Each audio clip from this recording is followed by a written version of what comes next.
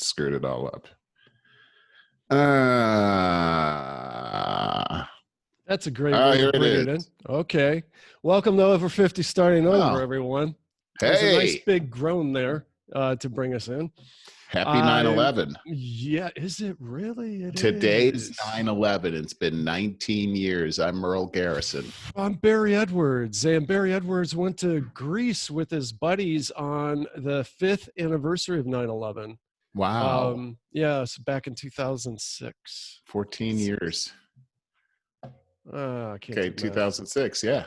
No. Yeah.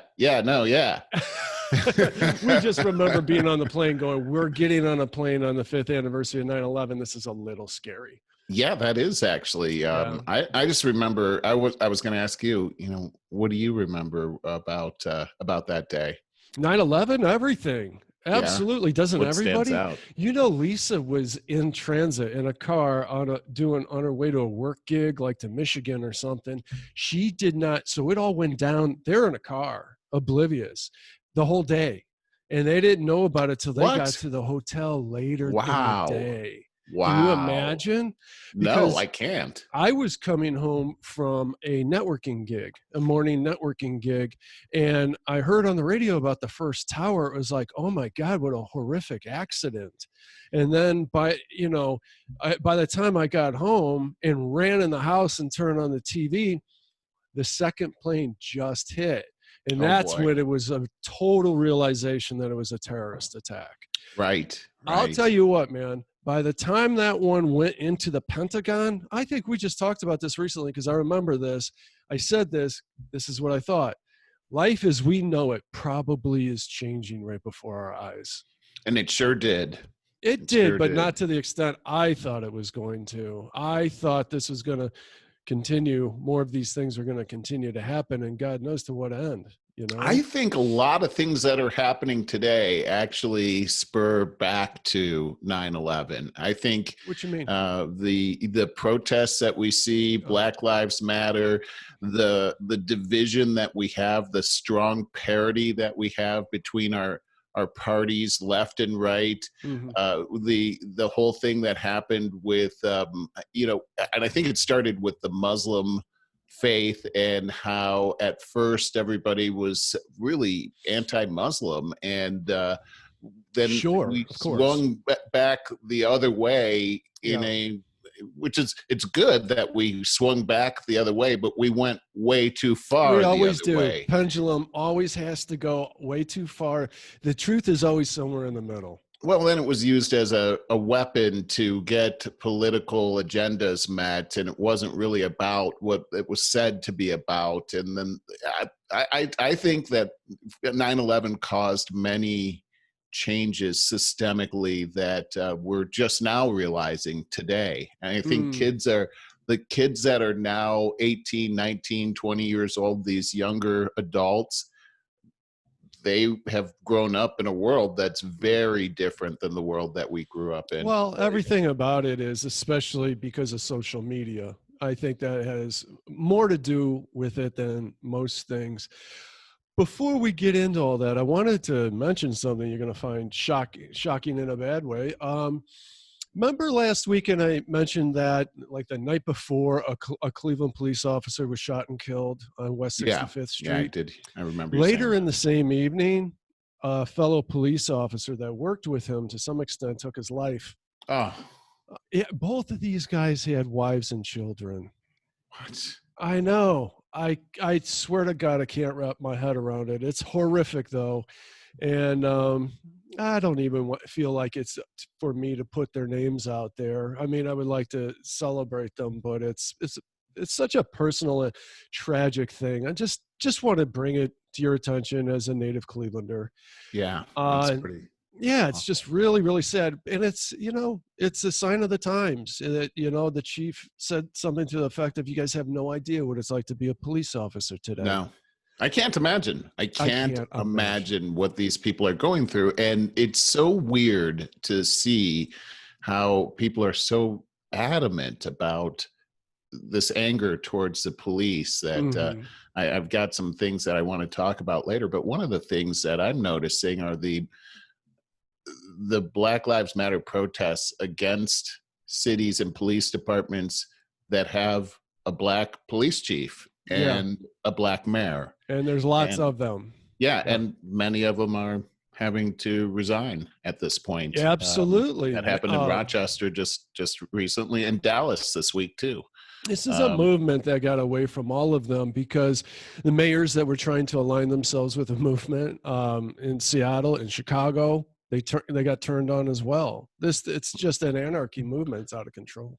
This is how I see a relation to 9/11, where the facts don't matter anymore, where we use this racism as a weapon, but yet we are somehow blind to the fact that the very people they're saying the system is racist against are the exact people that are running the system. So how could that be even possible? But no one seems to be awake enough to realize it. They use that term woke, but no one seems to actually be awake. Isn't that the truth? It's a really sad state that we're in right now. And because of that, I wanted to share some stuff, because up front in the beginning, we typically do the career betterment section. And before we get into all this tragic stuff, and what I wanted to talk about some stuff that I haven't in quite some time. My entire life, I've always read the so-called self-help books and have my favorite authors that have really, really influenced me. There's two of them I just want to talk about a little bit. The late Wayne Dyer, who the world misses very badly, especially right now. And he did a lot of people a lot of good. And no matter which author you're talking about, the other one I want to talk about is Gary Zukav. He created a large impression on me. And, you always have to come back from a psychological point of view, but it always comes back to self-responsibility. Okay.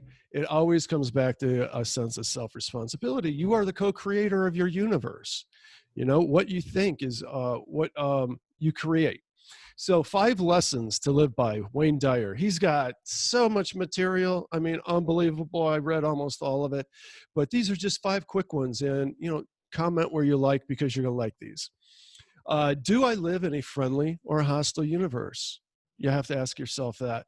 Whatever you see is whatever you create for yourself. Remember the expression that we talked about before. Wayne Dyer said this all the time: change the way you look at things, and the things you look at change. And that is about your own perspective. If you come into your relationship or come into the office, putting an attitude behind you that you meditated on, you decide to show up differently and see things or this person in a more positive light with compassion, I will guarantee you your days ahead of you. Okay, so the first thing is people won't trust that this is more than one-day manipulation. But if you come consistently and build distrust of your new, more compassionate attitude, then you will witness a shift in your life. I've done it myself for sure. How do you see it? Then I'll go straight to Gary Zukav. I'll come back to Wayne Dyer's 5 things. You're not going to answer. Gary Zukav talks about how to stop judging others. And this is something that I went through in my late 20s very heavily. I was very judgmental. I came from a very judgmental family where we propped ourselves up by putting everybody else down. And it's a very damaging way to navigate through your universe, because you're putting your relationships, every relationship, whether it's just business relationships, friendships, or personal relationships, you're feeding them negativity. And with every bit of judgment that you do, that you cast on someone else, you're judging yourself. That's right. Yeah, you're putting such a harsh judgment on someone else that you have to put yourself a harsher judgment on yourself, because you're already putting yourself above that other person. Wait, don't you see it the other way around, that because you're judging yourself, that's why you have to judge other people? If you want to get off way first, if you want to get off your own back and stop judging yourself so harshly, kind of try to quell those voices in your head, those harsh voices, then the best way to do that is to stop judging other people. Because I've always seen it the other way. Maybe it works both ways. Because I always see both ways. It where does. if you want to stop judging other people, stop judging yourself. It does work both ways. Forgive yourself. But easier said than done. How do you stop judging yourself? It's more of a utility. If you can find compassion for another person easier than you can find compassion for yourself, I believe. Yeah, so that's where. Well, it's hard to. I know we're getting off on a rabbit hole here, but it seems like it's so hard to be able to, like, for instance, if you don't love yourself, how can you love other people? If you don't have love within yourself, how can you give it to somebody else if you don't actually possess it? How They're can you interrelated. Judge somebody if you're judging yourself? If you can forgive somebody else, but you don't have forgiveness for yourself, then you don't really have it to give. Is it actually real if you give it to someone else, or are you actually just kind of fooling yourself?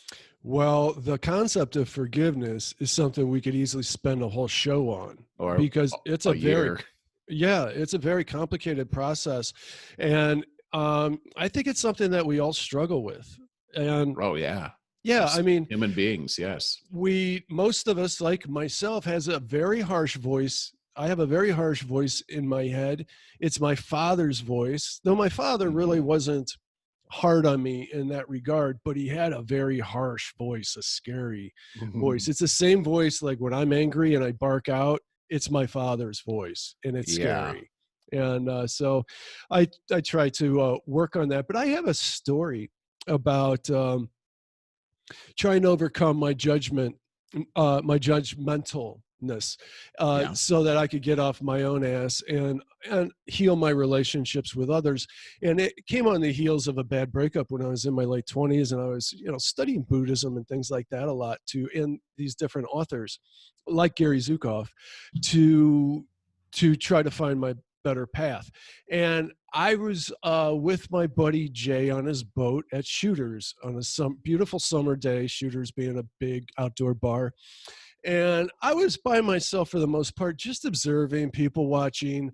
And I remember this guy looked clearly gay to me in his little sailor outfit and his perfectly coiffed hair by himself, and really just kind of almost giddy.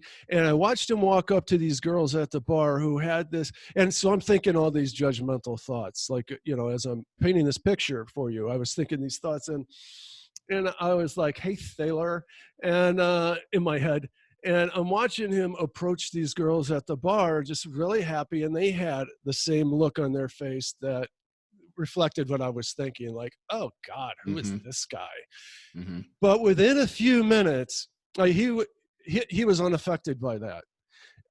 And within a few minutes, he had them completely won over, had them laughing, and was kind of pretty much the life of the party. And I learned a lot right there. And I tried to be gentle with myself, as I said, Barry, you see what you just witnessed right there, that you had these judgmental thoughts. You continue to keep open-minded and be perceptive. And this guy completely won you over as well, that he's a very beautiful human being, and he transcends our hate, our judgmentalness. And it's a story, it's a lesson that stuck with me forever. And now along these lines, I think it's important that we note that our way of thinking is a habit. And a habit, there's different theories on this, but habits, typically it's believed you can break in 21 days, 3 weeks. I've heard that, yes. With persistence. I believe that. Yep. And that's the mission I was on at that point, is I decided that I was going to be very diligent for 3 weeks about acknowledging my judgmental thoughts and trying, and not beating myself up about it, but trying to find a compassionate angle to answer that judgmental thought. And it helped me a ton.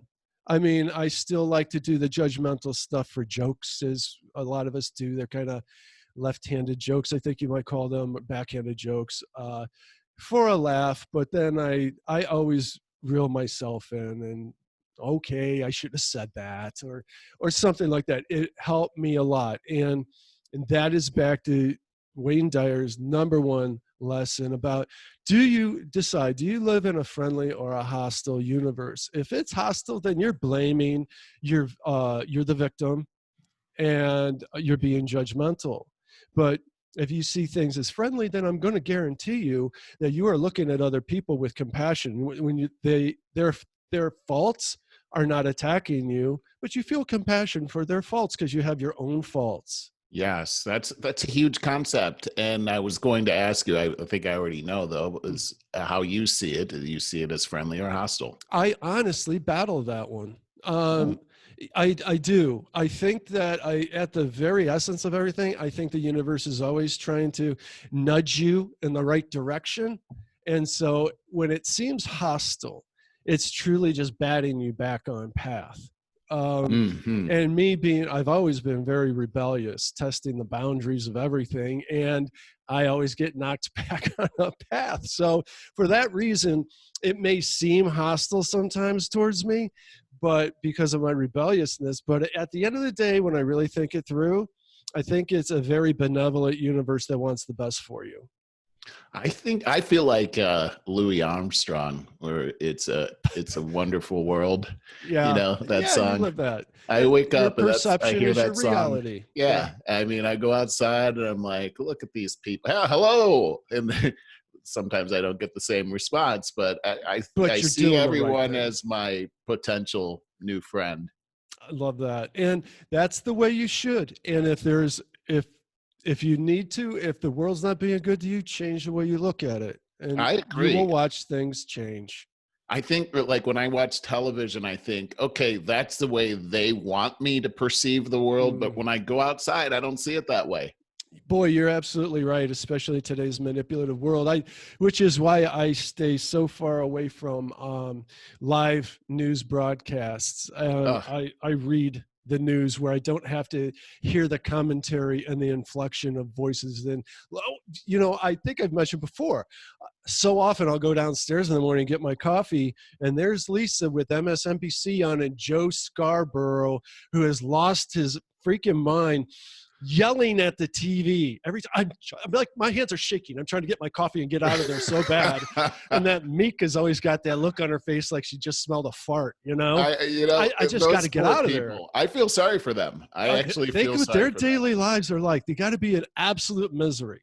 Well, they're married and they work together, and their whole focus is how crappy the world is and how angry they are. Imagine living that kind of life that they can't get away from it. It's always how miserable they must be. Those poor people. Exactly, which brings me to number 2 of Wayne Dyer's 5 Lessons to Live By. There are no justified resentments. Okay, that has a lot to do with coming back to forgiveness and stuff. But to hold it in, to hang on to it, resentment it's going to eat yourself up. It's going to make you live in resentment Yes, and a whole lot of negativity. And the thing is about our society, miserable people want to hand their misery to you. they So sure do. they do. So there's so often you're just driving, especially, it's what I hate about rush hour traffic. I mean, people are just trying to, throw their misery onto you before you even got to start your workday. So you got to be very resilient about all this. Because at the end of the day, a bad circumstance is actually a chance for improvement. With every bad circumstance comes a new opportunity. So that you can overcome that, make a change, and improve on things. I like that you brought up rush hour traffic, but because I feel like people that really have a hard time with that are taking everything so personally. And I think it goes Mm, back to the resentment thing that guy cut me off and it's because he wanted to get me. yeah, And yeah. it's not that I don't. At It's a least victim what I tell mentality again. myself is that guy doesn't know me. He's just trying to get to wherever he's trying to get to. And have you ever accidentally cut someone off and then you look in the rearview mirror and they have that face and you get the burn and everything? Yeah, And I'm like, oh, absolutely. I didn't. and I know myself. I know I didn't mean to do that. And Yeah, everything. yeah, I try to wave, so they can say I'm sorry, but they probably think I'm antagonizing them. I exactly, look in the face now they're next exactly. to me and they're trying to yell something out the Yeah, window at me. right. No, Don't we've make me all get out of seen the it. car. We've all seen it out there. Hey, that brings us right to number 3, which all of this kind of leads to the same kind of thing. As you think, so shall you be. Oh yeah. Wayne Dyer and we talk about even like what you're watching at night, what you're putting in your head, which is again why I I don't want to tell anyone else how to live in this regard, but I stay away from the news commentary Mhm. because of what goes into my head. And there's so much hate out there today, right now, as Mm. we're going to be talking about so much very briefly about all the hate and negativity that's going on out there. There's an awful lot of good people out there, and I'd rather think about and talk about them a whole lot more myself. So, what you think is how things shall be. This is all about concepts like the secret. It's about manifesting. Uh, your brother Scott and I talked the other day about this as well. And, the secret comes down to it's not just, okay, picturing yourself in a Porsche and with a nice house and then you get it. That movement, the secret movement, was so big about 20 years ago. And then all of a sudden people were like, well, why aren't we all rich? I mean, we've all been reading this book and everything. And I remember one of the authors, Joe Vitale, he was a favorite author of mine too. Uh, he came back and he addressed that, and he said the real missing ingredients there is getting clear with what you want, and that is removing obstacles that may be in your way, and it could be addictions or a thought process, but you got to get to a point where you're willing to let go of your old life, to let it burn away from you and enhance your new one. So if you need to let go of a bunch of things, and then you have to feel it, not just think about it and visualize it, but to the point where you're feeling it, where you're living in that feeling. And at that point, it must manifest itself. That's the strength, the power of your positive thinking. But it takes a lot to get to that point. Yeah, I mean, the whole thing, what you just said, what you think, how did you say it? As you think, so you shall be. So shall Yeah. you be. As a man thinks, so is he. That is a quote from the Bible. It's So I think hard that's where he's to. getting that line. It's a very Sure, famous line from the Bible, and sure. I totally agree that what we put into our mind, just like a computer, garbage in, garbage Yeah, out, right? yeah, right. It's a huge concept, and and I love what you were saying about getting rich, and biblical rich and worldly rich are two different things. Mm-hmm. Worldly rich is money. Biblically rich includes money, but it also includes your well-being, your health, your happiness, your relationships, your just your path, your course in life. And a lot of people may have been thinking, well, why aren't I rich? And yet they may be blind to the fact that they're rich in many areas already. Right, right. Absolutely. I'm just going to move along quickly to number 4. Be open to everything and attached to nothing. I think this one's really important because being open to everything, there's another thing about when you're trying to manifest your wealth. It's kind of always a difficult thing. If your end game is on money, you're going to have a much harder time getting there usually, because normally what you have to do is go after a passion, something that you absolutely Mm-hmm. love doing, and the Mm-hmm. money comes thereafter. And that's part of being open to everything. Is a lot of these philosophies will say, don't ask how, just ask for it and move forward. So how am I going to build my wealth? If you continuously try to force the how you're going to do it through this means or this means, you're going to leave behind other opportunities and people that show up in your life that provide the jump start that you need, or the opportunity, the door to open. You might end up doing something that you never would have dreamed of, but it'd be the answer to all your questions. And be attached to nothing.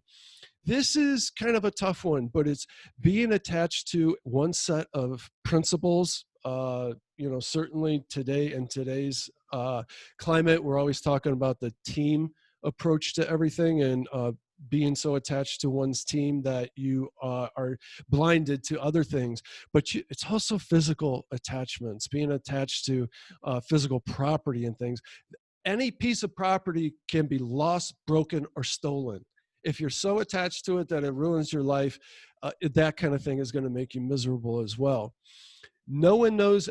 Another quote that he has in this part of number 4 is, "No one knows enough to be a pessimist." That's a very powerful line. If you think you have it so thought out and you're still a pessimist, then perhaps that you're living in that hostile universe. All right. Maybe that you're not open enough to someone else's point of view, an open mind. That so if you shoot them down with pessimism, maybe you're not seeing the whole truth. Maybe you can leave 3/4 of their thoughts behind, but take a gem. There's always a gem in there that you can then add to your own knowledge. So find that. Don't be the pessimist.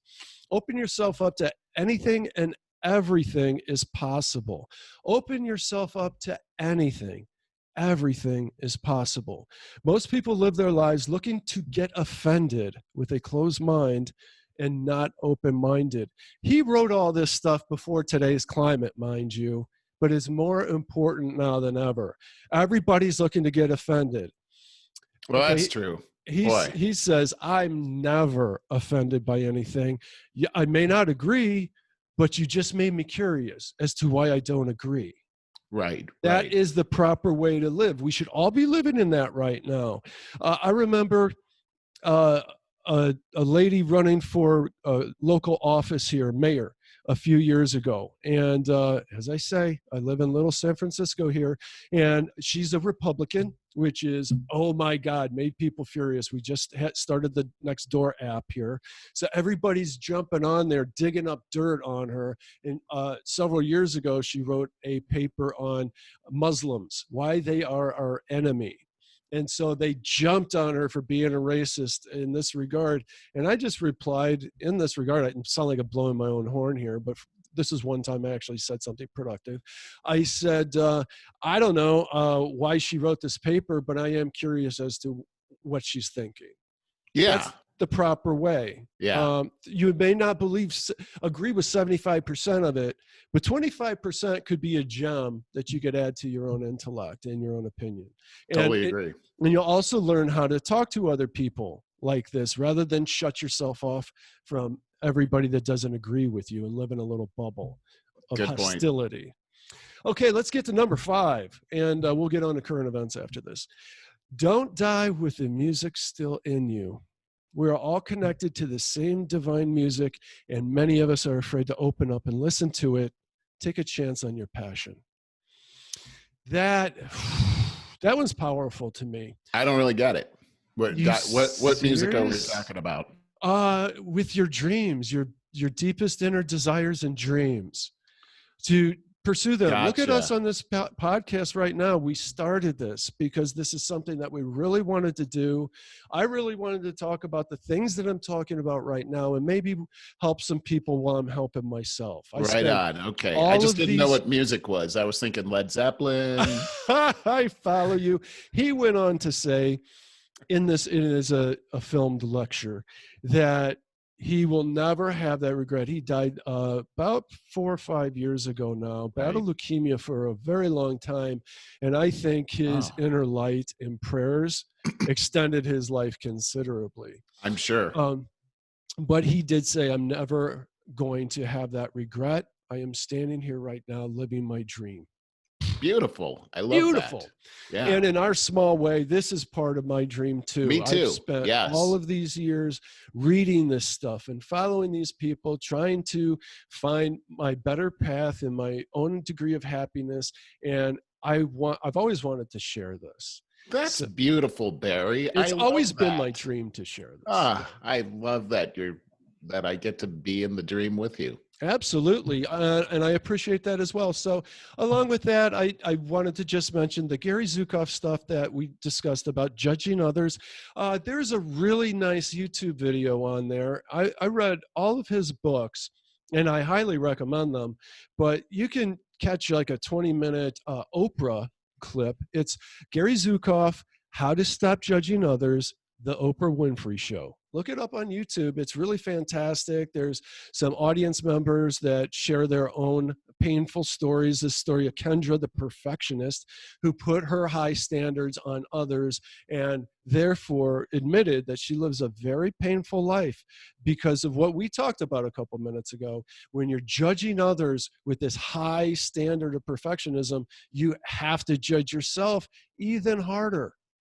So let's not put that on ourselves. Let's try to find compassion for our fellow humans and know that we're all in this together. We're all muddling our way through lives. And if we help each other, we can make this world a much better place.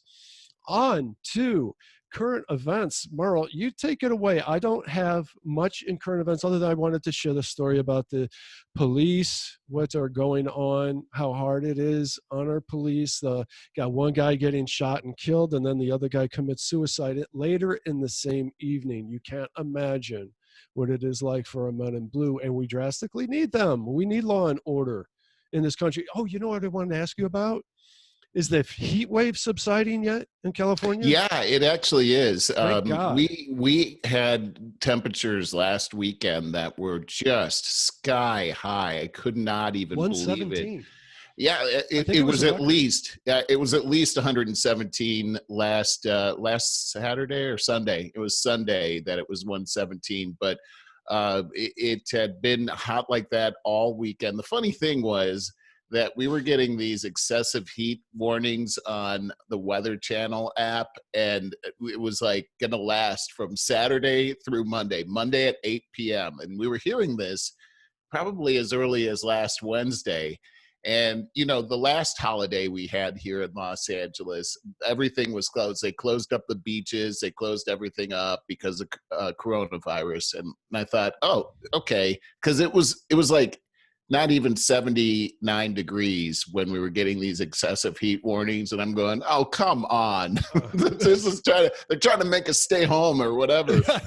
and even on Friday, it was a really nice day. And then Saturday morning came along and it was just like being on the sun. It was unbelievable. Jeez. And anyway, that's about the time my air conditioner decided to break down. Really? Oh my gosh. So yes. And was it was it due to the grid or was it your air conditioner? So that's what I was thinking that it might have been, is maybe it had something, because we were getting all these warnings here in California that it had this power grid thing, and you know, maybe we were going to have a brownout or something like that.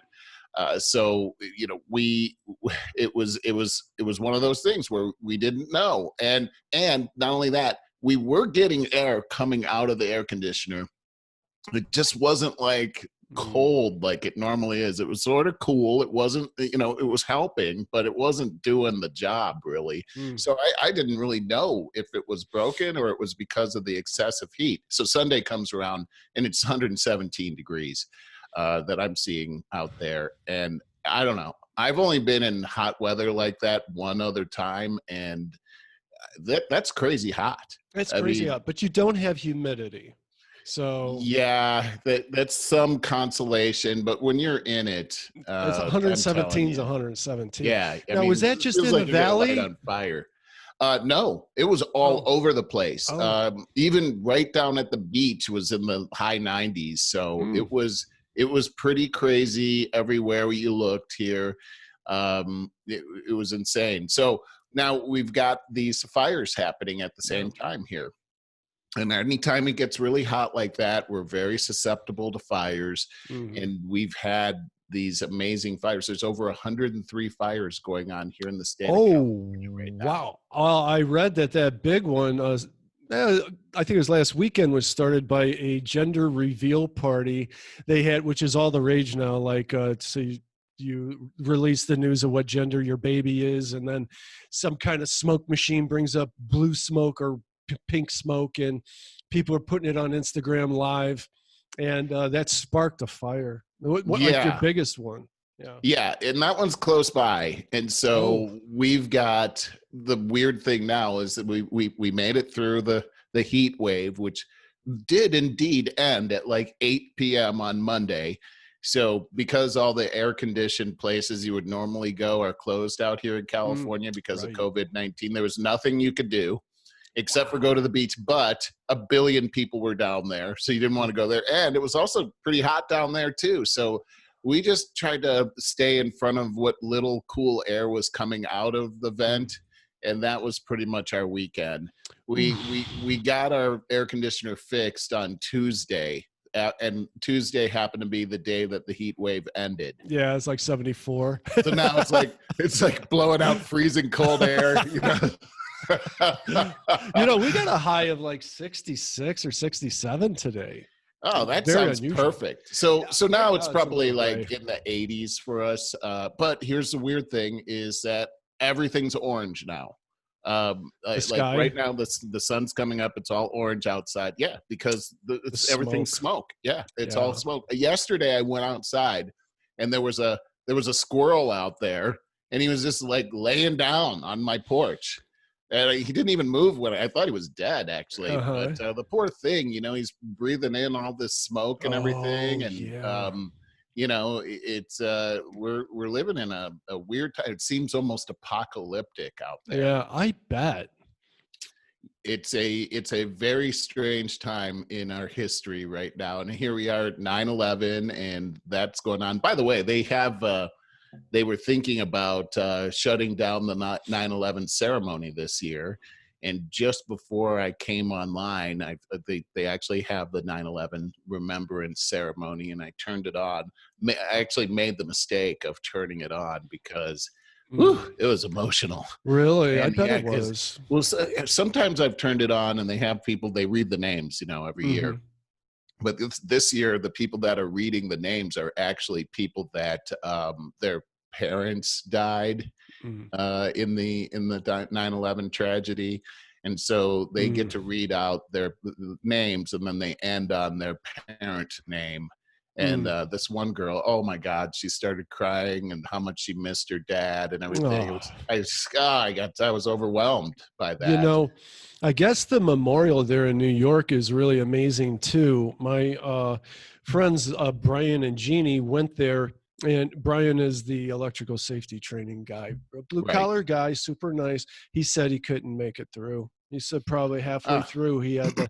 Jeannie made it all the way through. He said this is the same one I'm talking about. Yeah, this is the one in New York. So it's quite a thing, man. It's still quite a thing. It's a big deal in our memory. We should never forget that. Sure. It is something that is. I was talking to Anne-Marie yesterday, and she was talking about how schools are not teaching this as part of history to the kids. So a lot of people that were born at that time don't know anything about it, which is odd. Anyhow, an interesting thing. So let me just transition here and talk about sports for a second. Oh, the NFL's back as of last night. That's what I heard. Yes.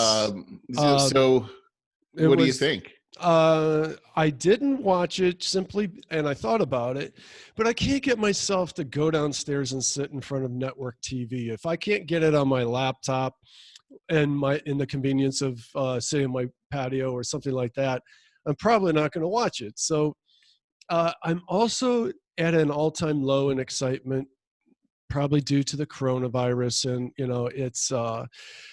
it's no preseason games to get to know the teams, what's going on, get to know your own team. I don't even know, Browns are new every year. They're the ones that are going to be affected the most by this, by not having those practice games up front. So come Sunday, they play the Baltimore Ravens, who are expected to win the division again.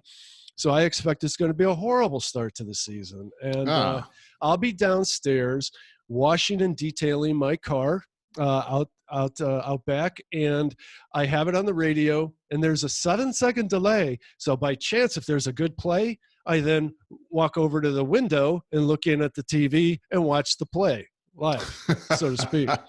It's it works funny. out really good. That 7-second delay. Sometimes you hear your neighbors yell out what happened, and then you're like, true. "What? Oh man!" That's true. I really like watching it that way. I don't get too emotionally invested and have my day ruined, and then go into a Monday where it's usually rainy. It And used to be like that. yeah, so but you know what? I understand they're introducing more social justice BS into the Yes, they are. season, and I'm telling you, they're going to lose more and more of their fan base, and a lot of it, it's coinciding with the virus, and Yes. I think this is going to be a natural evolution anyways, and they're just exacerbating it. They're just moving up the timeline where I think they're going to be shocked with how their ratings drop throughout the Don't season. Let me ask you this. Don't you think they know that already, though? I don't. It's just like Hollywood. Always got to try to do the woke thing, and I think they kid themselves about why the numbers are always falling when they're trying It's to. interesting. They're cramming this stuff down your throat. I really don't think that they get it. The reason I say that, though, is because the NBA in particular and they're dealing with playoffs, are dealing with the lowest ratings in history. And it seems to me that, and they've gone just 100% Black Lives Matter. And there's no doubt that has everything to do with why their ratings have tanked. I think they're going to tell themselves that it's because of the coronavirus and the different, everything else but that. I really think that they're doing that. When I've said this before, I take a look at the Daily Mail, dailymail.com, Right. about once a day. And their lead story is always the most horrific woke story that you can find. And I just skim it and I go to the comments. That's what I'm interested in. And there'll be over 10,000 comments that are 99% against that agenda, that woke agenda. They're trying to, they're wording it in the same manipulative CNN-like way on there, trying to get you riled up and divided. But you read those comments, man, people are not behind it. They are not behind this Black Lives Matter movement when you got them anonymously. Now you get them out there in front of a camera and it's all going to be a different story, but anonymously in the comments section, all against it. Yeah, I think it's pretty interesting to take a look at how sports have been infiltrated and how they're being used as a social justice tool. And I really agree with you. I believe that they're going to lose a lot of their fan base. I don't watch sports anymore as a result. I don't want to, sports in our tradition has been a way for us to get away from the stresses of the week, of the day, whatever. It's a place where we can come together. I was reading this great article by Hillsdale College publication called Imprimis, where they were talking about South Africa, Nelson Mandela, and that movie Invictus, which, by the way, I haven't seen. It had Morgan Freeman. I believe it was Ben Affleck that was in there. Well, it was all about how Nelson Mandela really believed that sports would be a way to bring the nation back together after apartheid. And he used soccer to do that, or football for them.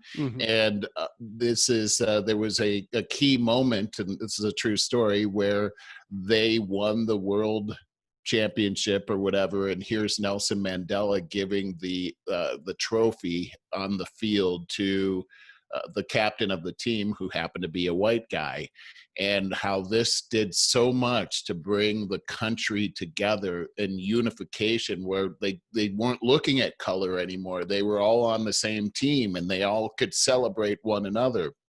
And really, traditionally, sports has been that it's been that in America, to bring people together. The author brought up Jesse Owens, and how Jesse Owens was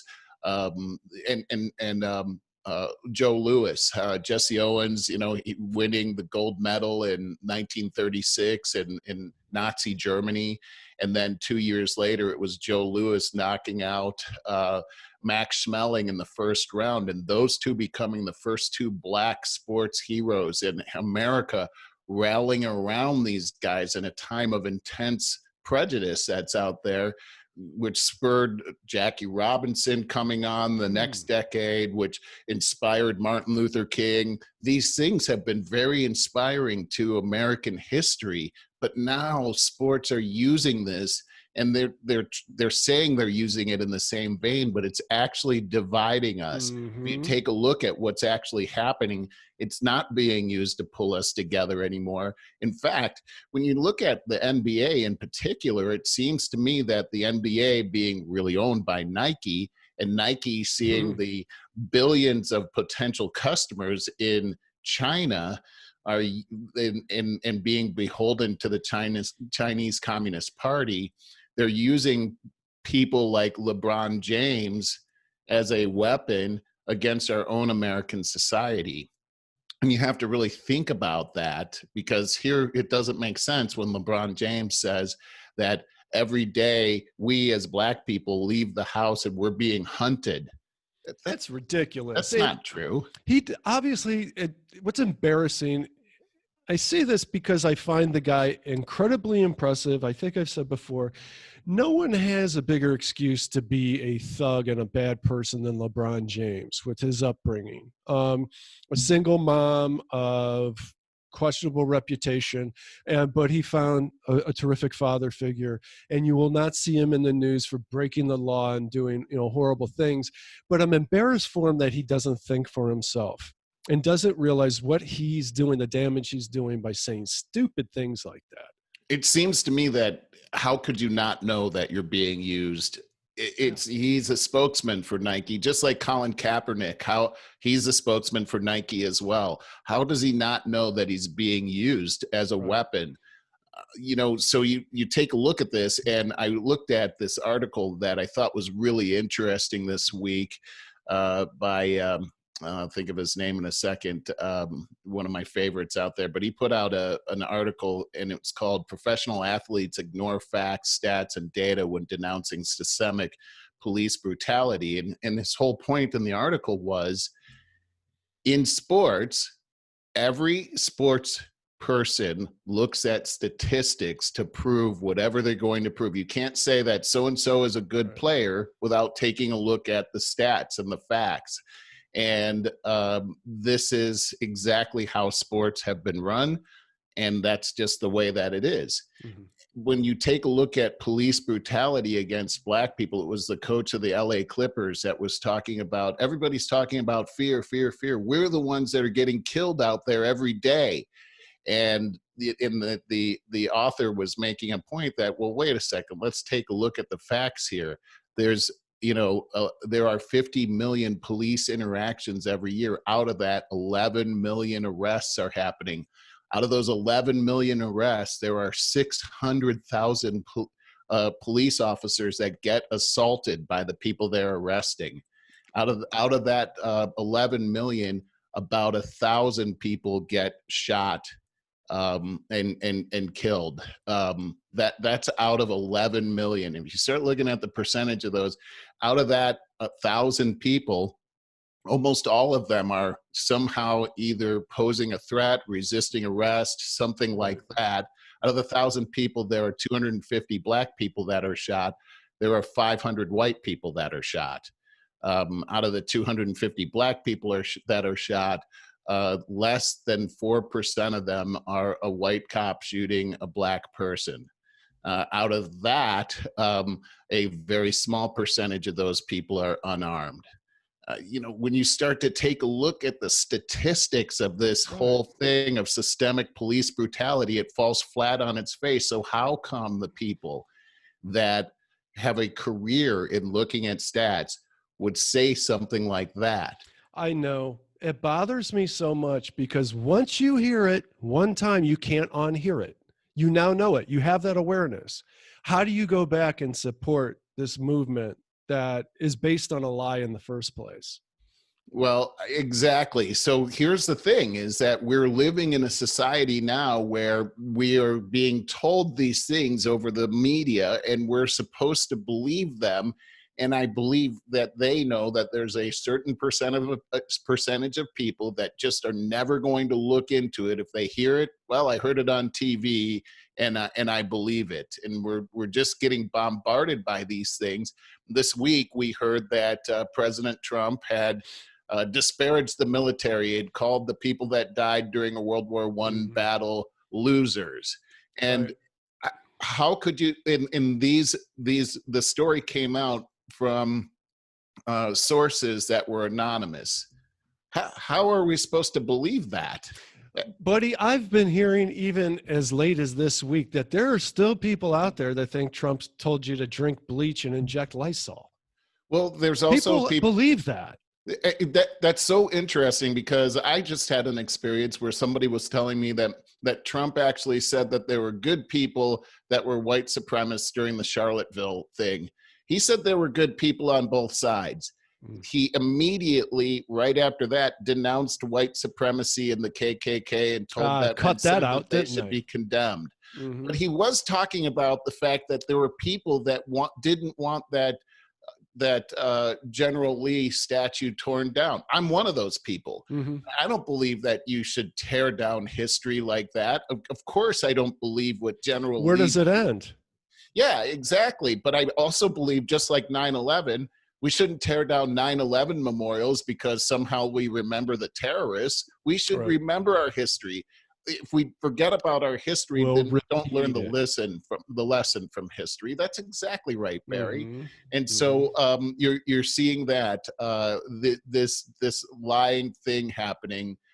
You're hearing that Bob Woodward came out with a book this week where he's saying that Trump had told him that he was lying about the severity of the coronavirus in a secret meeting. It's like, how can you believe Bob Woodward?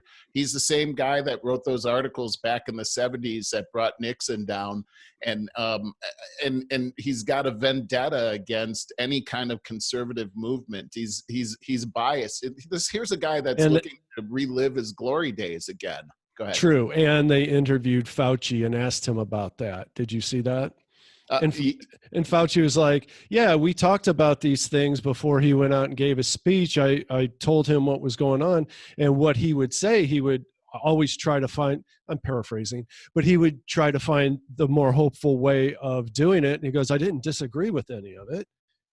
He was well aware of the numbers, but yeah, that's what Fauci said. He didn't disagree with them. Well, it's interesting, too, where we see these Democratic candidates like Nancy Pelosi and Joe Biden who are saying, well, Trump downplayed this whole thing, and if he would have handled this different and, the way I would have handled it, then we wouldn't be in this whole thing. But if you go back to the tapes of what actually happened during that time, here's Donald Trump closing down travel between China and America. And you've got Joe Biden saying that was purely xenophobic. You've got Nancy Pelosi standing in Chinatown in San Francisco saying that we're not going to let this xenophobic atmosphere affect our town. Come on down to Chinatown. It's safe here, not wearing a mask. You've got Nancy Pelosi not wearing a mask in the beauty salon. I mean, come on, these are clearly lies. But one of the biggest ones that are coming out, because here we are coming up to an election, and we're hearing about mail fraud and all these types of things. The Washington Post last week, I sent you this article, came out with this whole thing about how Trump is leading up to take over the election. Here's what somebody said. It's very obvious that Trump is laying the groundwork for claiming victory no matter what, said this person, the executive director of Move On, by the way, George Soros organization, and a participant in this group that came out with this article saying progressive groups at the end of the day believe in our democracy, and while it is not perfect, believe in building upon it and strengthening it. But bottom line is, this group called the Fight Back Table are mobilizing here in America to protect against a violent takeover by the conservatives. And in order to protect against that, it says resistance figures signaling that they are prepping for violent resistance to 2020 election if they lose, all while claiming that they are actually doing what they're actually doing is preparing for widespread GOP violence. They're saying things like they're going to shut stuff down. They're going to have a very violent protest, but this is to stop the violence from the. I hadn't heard about this, but boy, it sounds exactly right, like right on par with the way they do everything else. Is they'll call you the racist, yet have every racial policy under the sun. They're backing every racial anti-race policy, a divisive policy under the sun. So yeah, it's first I heard of that. I haven't seen any conservative violence happening here in this country during this whole time. Conservatives are too busy working. I just think that there's a different value regarding this. I mean, it just doesn't seem like, I mean, they're getting prepared for the conservatives to protest and violent protests like we're seeing right now in all of the cities. Right. I mean, a lot of violence still going on. These aren't protests, and I never see conservatives doing this kind of thing. But what they're doing is they're projecting that in the media, and people are just going to eat that up. Yeah, I bet you, though, you'll be able to dig up some YouTube vids on some far-right Trump supporters out in, some hillbillies doing some kind of violent stuff. I'm sure that you can find those people too. And they'll use that to justify. Of course. They're going to hunt for those people, and they're out there. We know they're out there. There's a wacko for every situation. Yeah, that's true. I wanted to move to this whole thing that's happening up in Kenosha, and how interesting I think it is that the Democrats and the media have really just embraced this guy, Jacob Blake. And, the fact is that this guy was being arrested. Do you know what this guy was being arrested for in the first place? No. Yeah, I didn't really know the story either. Let me just say this. It's he broke into the home of the mother of his children while she was sleeping, sexually assaulted her with one of her 3 children sleeping beside her, and stole her car keys and debit card. A criminal complaint issued by the state of Wisconsin reads, when the police were called to respond to that man again harassing the woman in violation of a recent restraining order, the police pursued him on an open warrant for his arrest as a result of the initial sexual assault. The counts included 3rd-degree sexual assault, criminal trespass, and disorderly conduct. The man, who had in tow 3 children, attempted to resist arrests, escaping 2 tasers and reaching into the car where a knife was stowed. Wow. Yeah. I mean, okay, so now this guy is all gone, viral with his tape from his hospital. Damage is already done. They're saying, hey, we've got to mobilize. We got to get this done. Meanwhile, you've got Joe Biden visiting his family. You've got Kamala Harris out there talking about, here's a quote from her. I mean, they're an incredible family, said Harris after meeting with the family while Blake called in. And what they've endured, they just do it with such dignity and grace. And, they're carrying the weight of a lot of violence on their shoulders. This author is saying, so one has to ask Harris, really an incredible family, not just the man who knowingly endangered his children by evading arrest for sexually assaulting their mother, but also his father, Jacob Blake Sr., who has spewed this sort of anti-Semitism that wouldn't be out of place on the Daily Stormer. Have you heard what this guy's father is saying out there? No. He's a Farrakhan follower. Online last year, he blames the Jews for the world's problems. Jewish people in Pittsburgh had advance warning, he's saying. Remember those people that were massacred? They're saying they allowed that to happen. The Jewish people did. He's saying he had a picture of the face of Jesus in the toilet on his thing. He called conservative blacks coons, and Joe Biden endorsed him by visiting him. And by the way, our friend Al Sharpton was there too. That's all I need to know. Anyway, yeah, some crazy stuff going on, but it's all seems very manipulative and deceptive, and very interesting how it seems that our news media has been hijacked.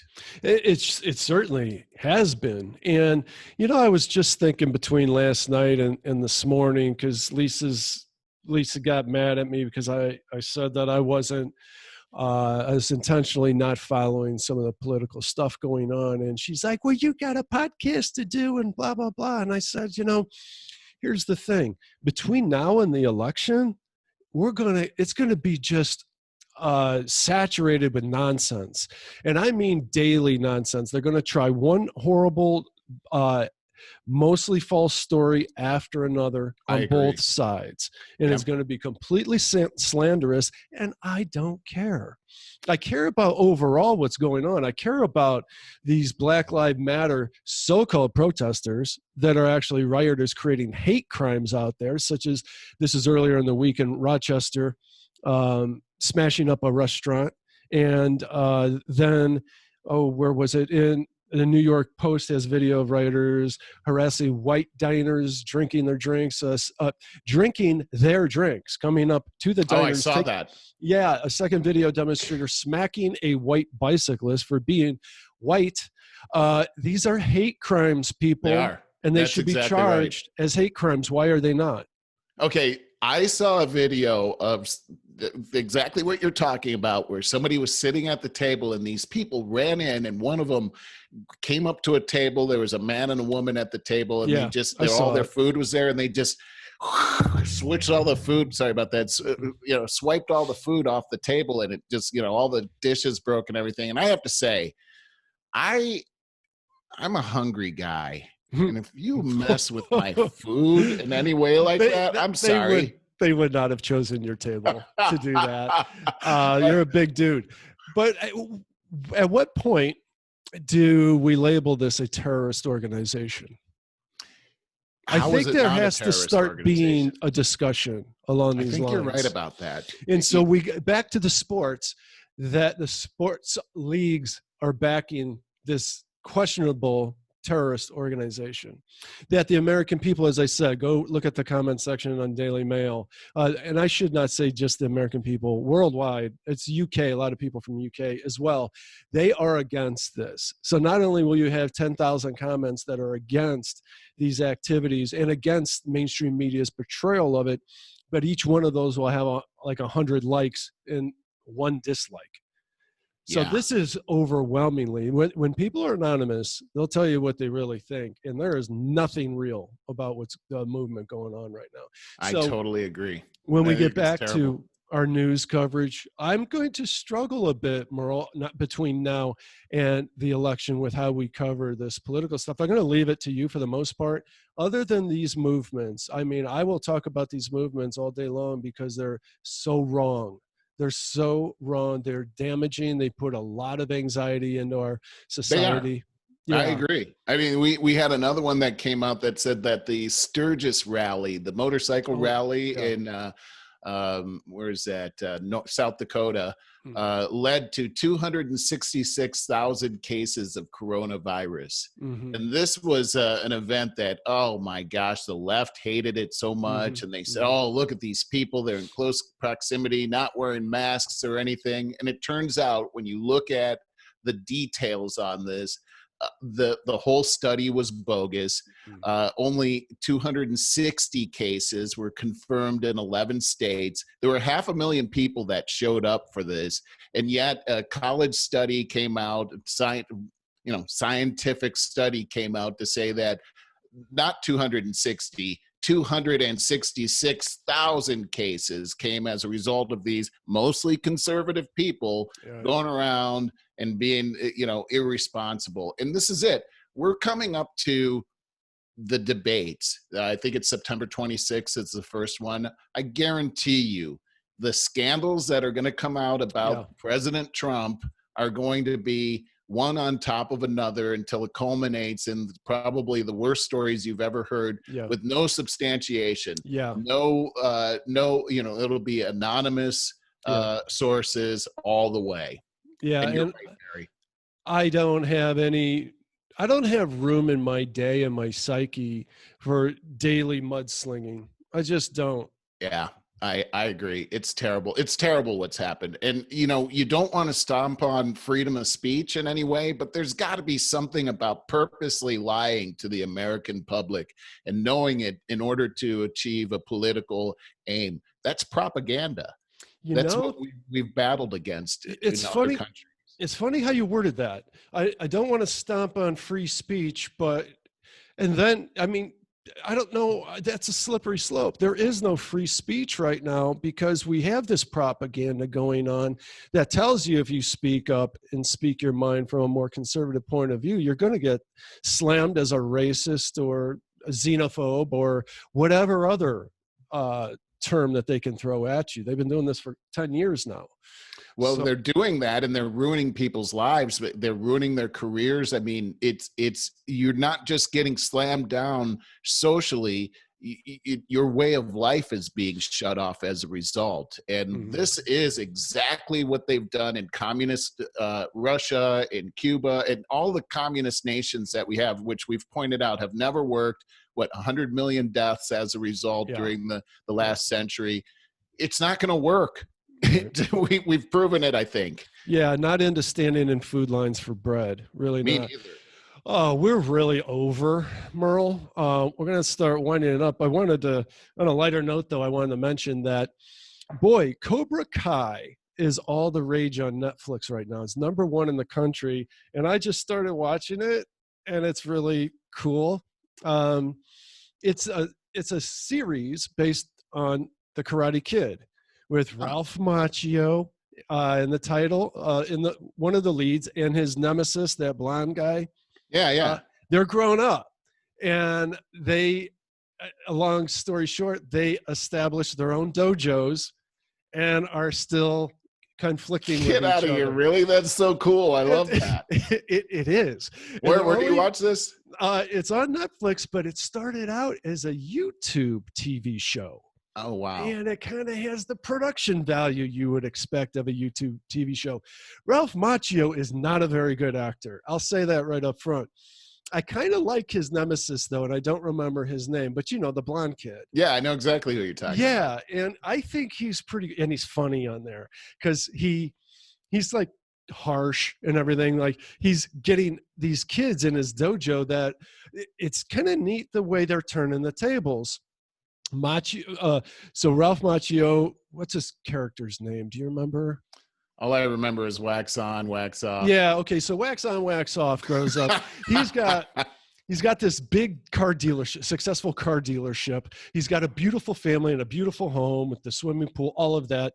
And he runs into the blonde kid, who's now a man, and who conversely has had a very hard life, down on his luck life, drinks too much, doesn't hold a job very well. It's kind of like how that incident of their youth shaped their lives. Yeah. But anyways, so the blonde kid is actually more of the star of the show. You follow through his eyes for the most part. Gotcha. And he starts putting together this dojo for the people that are at school getting bullied and stuff.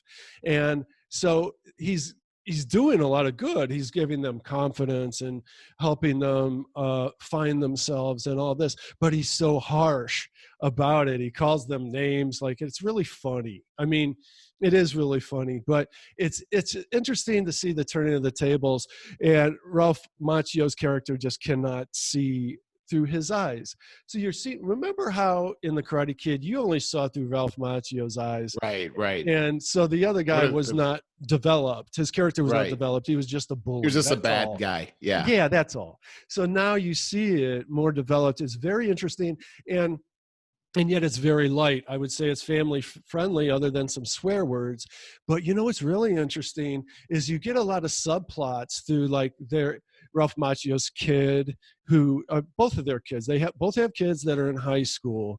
And so you see high schoolers in action today. And oh, it's rough. The whole time I watch this, I'm like, I'm so glad I never had kids. And for them to go through high school in today's day and age, getting bullied on social media brutally. They're showing that. They're depicting Oh, that. interesting. So you're seeing That's interesting. Yeah. You know, I'm so separate from that. And to see it, it's so harsh. I mean, kids are so cruel. You see the mean girls in school, all of that kind of stuff, and the cliques and the bullying. It's and they leave you hanging. You know how they know how to leave you hanging at that. I love that. I think that's great. Minute. So you want to really watch that next episode. I think really that's great. Good. You would like it. You would really like it. I think that sounds really cool. Actually, I don't know. Maybe you can catch it on YouTube. I don't know. Yeah, maybe, because I don't have. I'm never gonna get Netflix, but yeah, Netflix has had a lot of good programming, but it's kind of like I could see that that's their strategy. Is they definitely have a huge woke agenda and have whole lot of woke stuff. Hey man, I saw in your notes something about DC Comics to feature AOC. Oh yeah, can you believe that? That's heard it. Tell me about this. I've not heard. So you know, DC Comics, they have all these superheroes, and now they've got this like Batman, Superman, Wonder Woman. They've got a new book coming out, and it's called "Not All Heroes Wear Capes." Pardon me.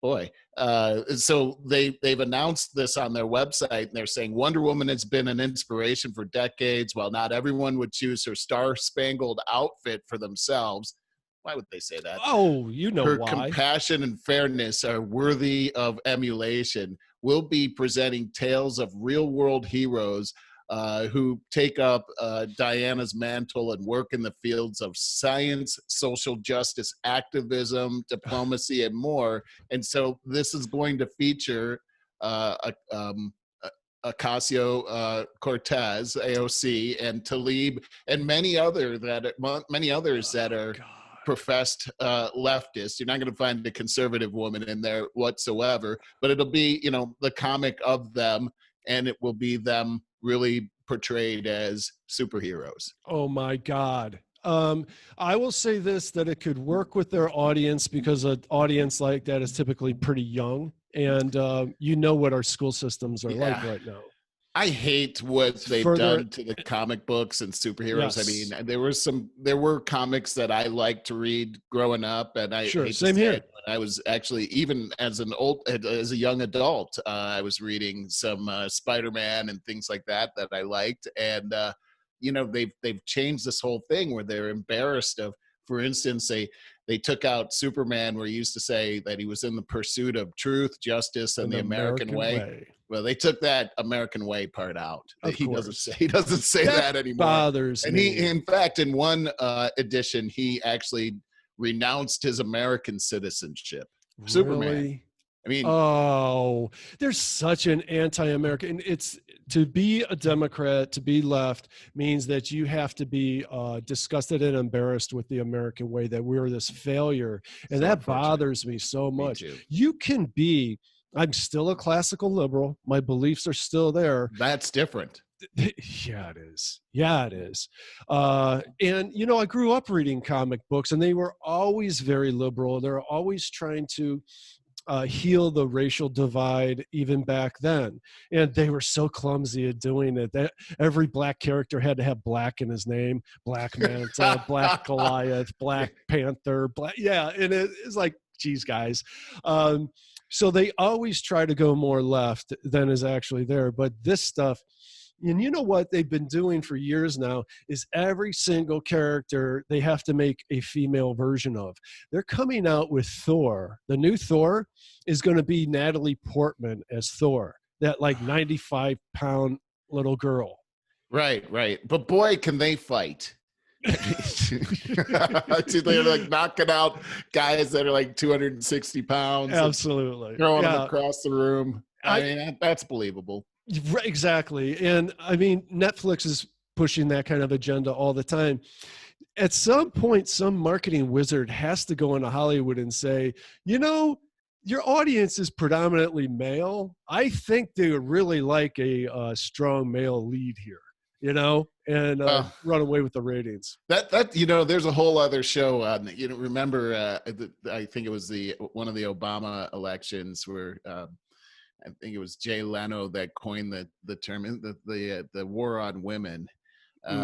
Which there wasn't one, but that was their thing they were using for that election season. But there does seem to be a war on masculinity. There certainly is. It is pretty out there. You know what? We're just laying down for it. Let's talk about that next week. It's way overdue, this third wave of feminism and all of that, because it's a big subject.